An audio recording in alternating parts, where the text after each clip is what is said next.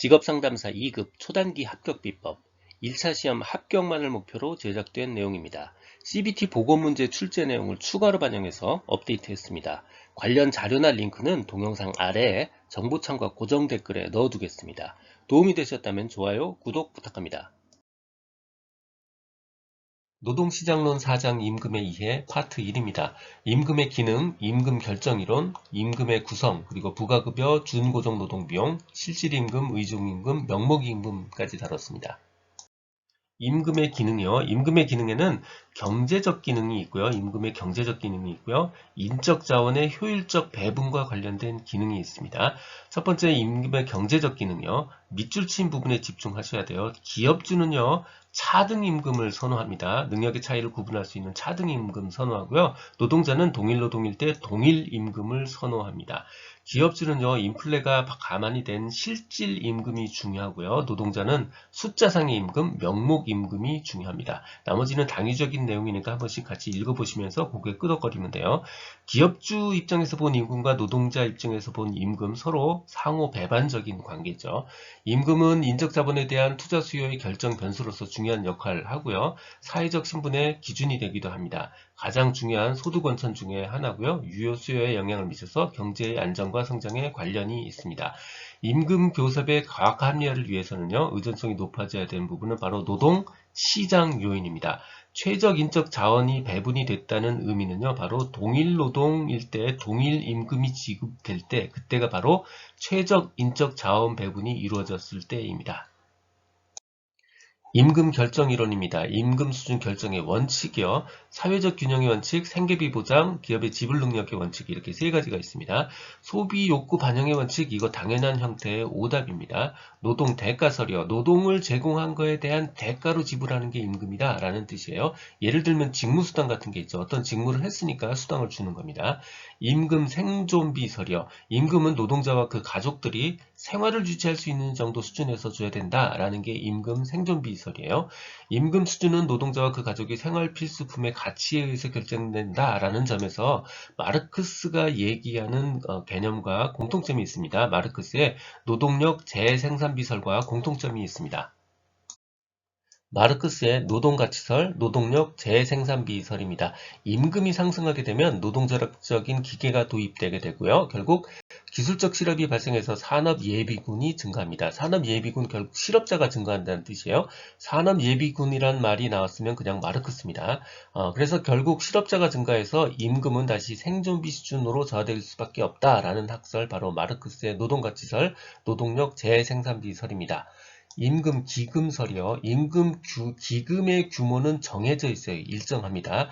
시장 임금의 크기는 그래서 결국 기금을 노동자 숫자의 숫자로 나눈 값이 될 수밖에 없다라는 게 임금 기금설이에요. 임금의 규모는요. 무관합니다. 정해져 있어요. 일정합니다. 노동 공급의 측면과 무관해요. 그래서 노동 공급의 공급 측면의 역할을 중요시하게 했다. 이거 다 오답입니다.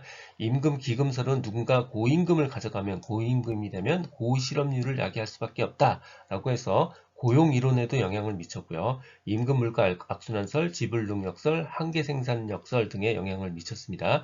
또 노동조합이 교섭을 통해서 임금 인상이 불가능하다라는 노동조합 무용론에도 영향을 미쳤습니다. 이거 굉장히 많아서 기억이 어렵죠. 이렇게 다 일일이 기억하기보다는 이런 이론, 이런 론, 저런 설, 저런 설, 이러이러한 이론에 영향을 줬다. 이렇게 많이 영향을 줬다. 그러면 임금 기금설이다. 이렇게 기억을 하셔도 될 것 같아요.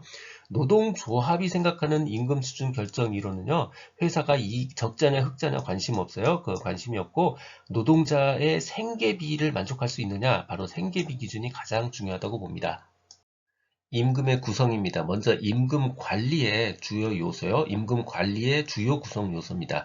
체계, 수준, 형태예요. 먼저 오답 먼저 살펴볼게요. 임금의 지급 시기요. 시기는 조삼모사일 뿐이에요. 주요 구성 요소가 될 수 없습니다. 체계, 수준, 형태예요.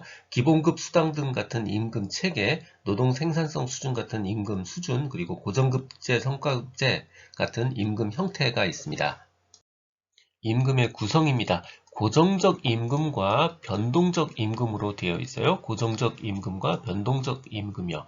고정적 임금은 다른 이름이 많아요. 총액임금, 정액급여, 통상임금 이렇게 다양한 형태로 약간씩 다르게 표현되고 있습니다. 고정적 임금의 구성은요. 기본급이 있고요. 고정적 상여금, 고정적 제수당이 있습니다. 여기 변동적이라는 단어가 들어가면 안 돼요. 고정적 상여금, 고정적 제수당이요. 고정적 제수당에는 가족수당이나 직책수당 같은 것들이 있죠. 정액급여에는 변동성 임금, 변동자가 들어가면 안 돼요. 변동성 임금의 기타 수당은 포함되지 않습니다. 이 중에 가장 고정적 임금의 구성 항목 중에 제일 중요한 게 바로 기본급이에요. 임금 체계를 구성한 요소들 가운데 일반적으로 가장 중요시되는 항목이고요. 모든 다른 임금의 항목들을 계산하는 기초, 베이스가 됩니다. 산정의 기초가 돼요. 변동성적 임금의 구성이요. 초과급여와 변동적 상여금으로 되어 있어요. 초과급여는 초과근무 수당이나 일찍수당 같은 것들이 포함됩니다. 자, 특별급여라는 게 있는데 이 특별급여는요. 이름이 초과근무급여, 초과급여랑 이름이 비슷해서 얘가 초과급여 쪽으로 속한다라고 상상할 수 있는데 그거 잘못된 겁니다. 특별급여는요. 일종의 변동성 상여금 항목이에요. 그래서 예를 들어서 업적 성과급 같은 것들을 말합니다. 그래서 특별급여는 변동성 상여금 항목이다. 그 다음 특별급여는 초과급여와는 다르다. 초과급여와는 다른 항목으로 구분되어진다. 요거 좀 구별하셔야 됩니다. 바로 전 페이지에서 고정적 임금이라고 배웠던 통상 임금입니다. 같은 뜻이에요. 그러니까 구성도 같아요. 기본급 플러스 고정적 상여금 플러스 고정적 제수당이요. 변동이란 단어 안 들어갑니다. 변동이란 단어가 들어가는 변동성 임금에 해당되는 뭐 초과급여, 특별급여, 업적수당 이런 거 다 포함되지 않습니다. 통상 임금이에요. 모두 다 고정적이라는 말이 들어갑니다. 고정적 제수당에는 가족수당, 직책수당, 직급수당 같은 것들이 있어요. 통상임금은요, 근로자에게 정기적이고 일률적으로 지급해야 되고요, 근로의 대가로 지불해야 됩니다. 시간 외의 수당, 예를 들어서 연월차 수당 같은 것들요, 이런 것들의 산정 기준이 됩니다. 각종 재해보상금의 산정 기준으로는 통상임금 사용하지 않습니다. 그때는 평균임금을 사용합니다. 각종 재해보상금의 산정 기준으로 통상임금 사용한다? 이거 오답입니다. 어떤 회사들 보면 기본급은 그냥 최저임금 주고요.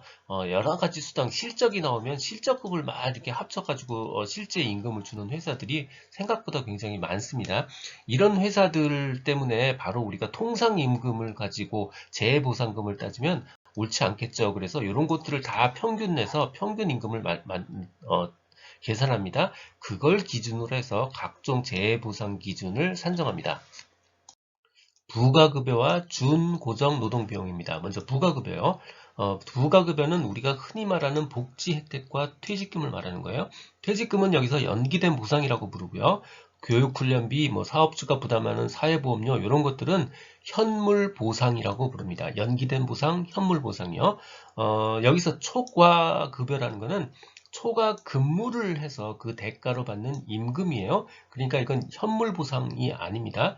초과급여는 급여입니다. 현물 보상이 아니에요. 부가급여에 해당되지 않습니다. 부가급여를 선호하는 이유요. 예를 들어서 퇴직금은 지연된 보상이기 때문에 결국 장기 근속 유도 효과가 있고요. 정부가 임금 상승을 규제할 때 임금 인상은 못 해주니까 대신 부가급여, 복지를 제공해서 근로자를 유치하는 목적이 있고요. 절세 효과가 있습니다. 준고정 비용이요. 이건 변동하면 안 된다는 뜻이기도 해요. 자, 노동시간에 관계없이 지불되는 비용이에요. 예를 들어서 퇴직금, 사회보장비, 복리후생비, 의료보험, 유급휴가 이런 거는 야근 더했다고 더 많이 주지 않습니다. 이거는 노동시간과 관계없어요. 초과근무 수당은 근무를 초과해야 받는 수당이니까 준고정비에 해당하지 않습니다. 준고정비가 증가했다는 건 결국 1인당 임금이 올랐다는 얘기입니다. 그러니까 임금이 오르면 당연히 고용은 감소하게 되죠.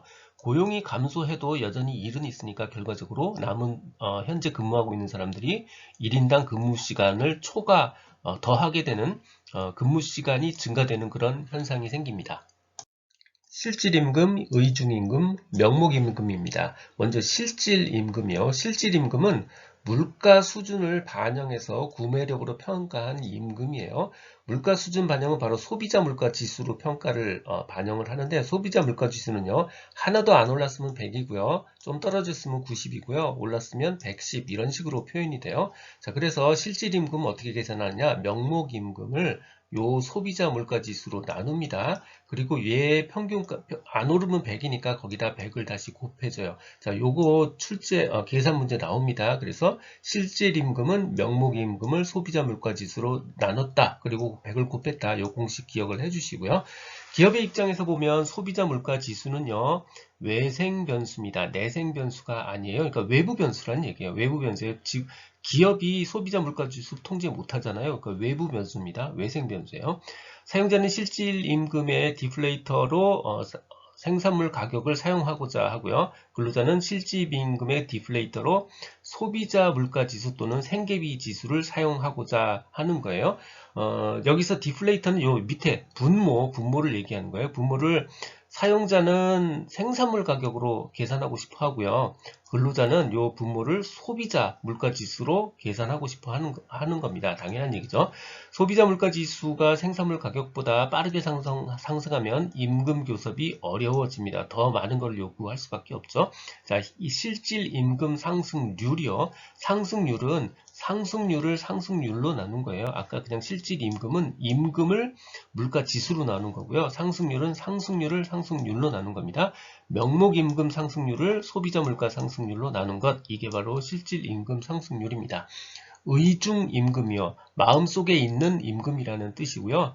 또 다른 많이 사용되는 용어가 바로 보상 요구 임금이라는 표현이 두 번째 많이 사용되고요. 그 다음에 유보 임금이라는 것도 가끔 직업 상담사 시험에서 사용됩니다.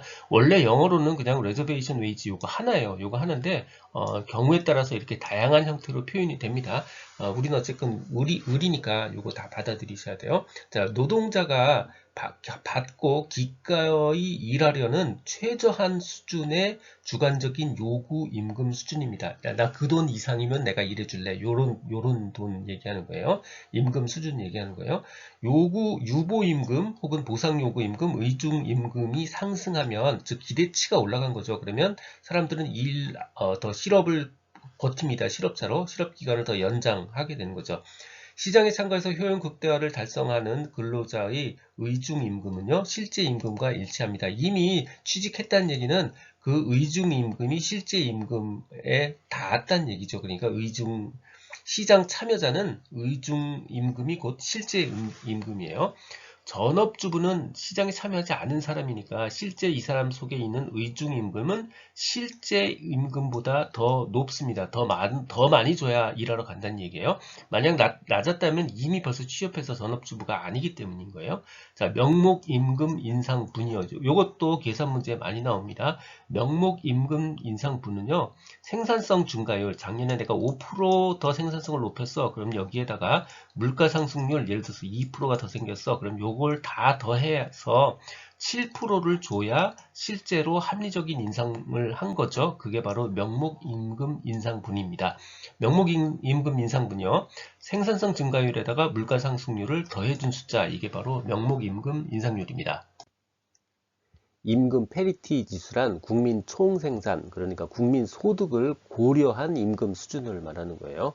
만약에 한국의 임금 페리티 지수가 100, 일본의 임금 페리티 지수가 80이라면 그냥 절대액은 일본의 임금 수준이 더 높을 수 있지만 국민 소득을 감안해서 다시 계산하면 한국의 임금 수준이 일본의 임금 수준보다 더 높다는 것을 의미하는 겁니다.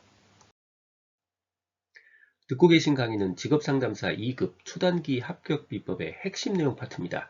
교재에는 2002년부터 지금까지 20여 년간의 모든 문제를 분석해서 중복된 문제, 제도 등이 변해서 출제될 수 없는 문제, 그리고 난이도 조정을 위해서 출제한 지엽적 문제를 제거하고 2,800여 개의 문제를 모았습니다. 이 한 것만으로도 완벽한 수험 준비가 될 수 있도록 했습니다. 군더더기 없는 핵심 이론 파트, 그리고 단원별 완벽한 기출문제집 파트로 구성했습니다. 인쇄 가능한 PDF 파일 형태, 교보문고 ES24 등 상용 전자책 형태, 종이책 형태 등 필요에 따라 다양한 형태로 구입할 수 있습니다. 동영상 아래에 댓글에 구매 링크를 넣어드렸습니다.